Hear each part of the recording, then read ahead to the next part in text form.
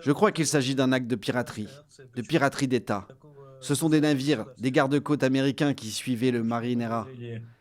C'est l'épilogue d'une traque qui aura duré plusieurs semaines, une course-poursuite à travers les océans pour intercepter ce pétrolier fantôme accusé par Washington de faire partie d'une flotte clandestine. Il était sous sanction américaine depuis 2 ans. Le navire a été arraisonné dans l'Atlantique Nord en vertu d'un mandat délivré par un tribunal fédéral américain. Il s'agissait d'un navire de la flotte parallèle vénézuélienne transportant du pétrole sous sanction. Les États-Unis d'Amérique, sous cette présidence, ne toléreront pas cela.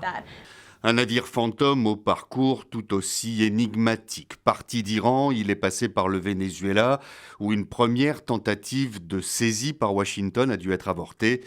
Il disparaît alors des radars, puis réapparaît en Atlantique Nord, où il fait route vers la Russie. Entre-temps, il ne s'appelle plus le Bella 1, mais le Marinera, et il est passé sous pavillon russe. Selon la presse américaine, le pétrolier était escorté par plusieurs bâtiments de la marine russe, dont un sous-marin.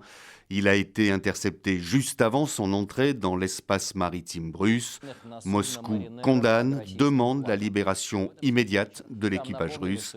Pour cet expert militaire russe, nul doute qu'un nouveau pas vient d'être franchi dans les tensions entre les États-Unis et la Russie. Je crois qu'il s'agit d'un acte de piraterie d'État.